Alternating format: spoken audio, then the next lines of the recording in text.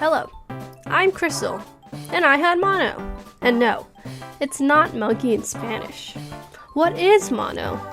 Mono is known as infectious mononucleosis. It is often called the kissing disease because it can be spread most commonly from saliva, like when you share a drink or kiss someone.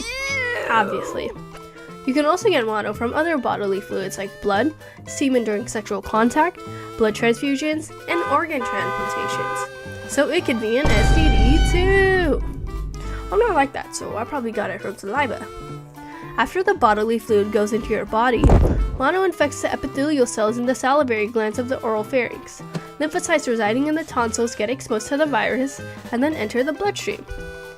Some symptoms of mono are extreme fatigue, fever, sore throat, head and body aches, swollen lymph nodes in the neck and armpits, and abnormal liver function.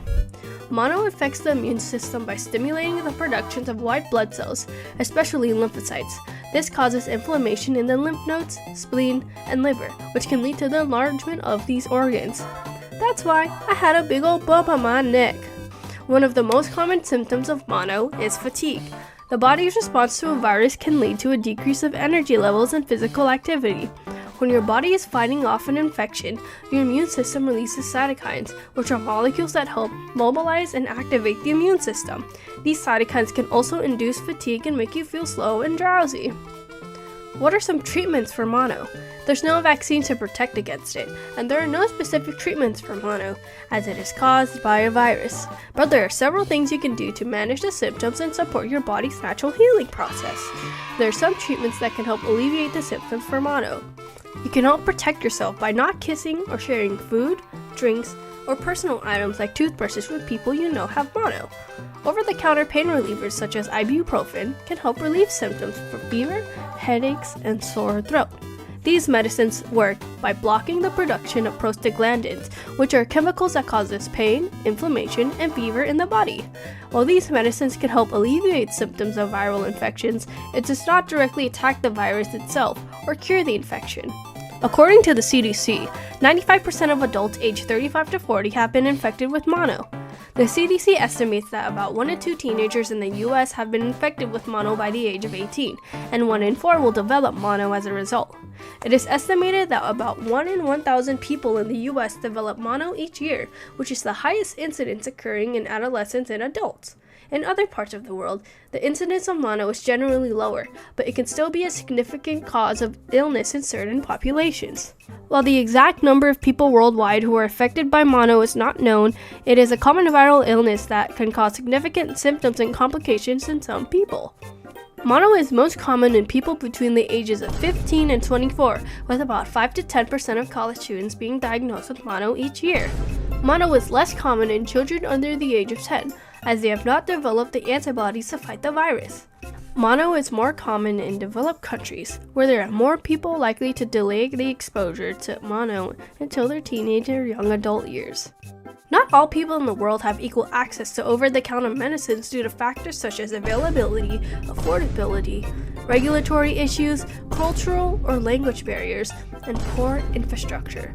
Efforts are being made to improve access to essential medicines globally, but there's still a long way to go to ensure that all people have access to medicines they need to stay healthy.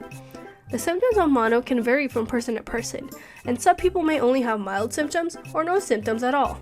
However, there are several early detection signs of mono that you should be aware of, including fatigue, sore throat, fever, and swollen lymph nodes. A way to prevent mono is to not share food or drinks if you know someone has mono.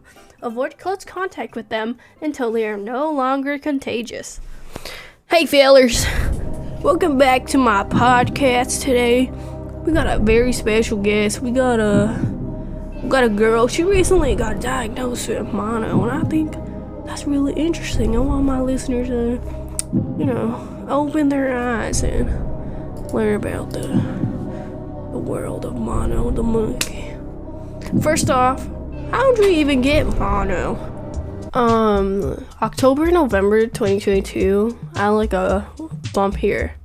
And it was like really concerning because like it was so out of the blue and like I felt fine.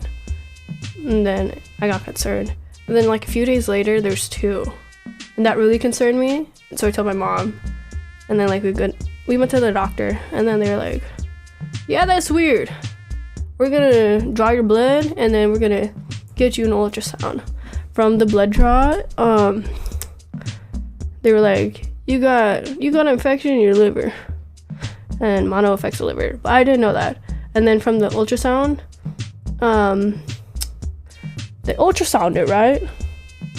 And then they're like, yep, swollen. We'll tell you what it is in a few weeks. And then they didn't tell me.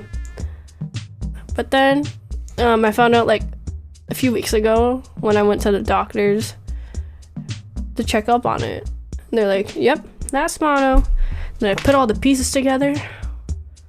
Spelled out M-O-N-O.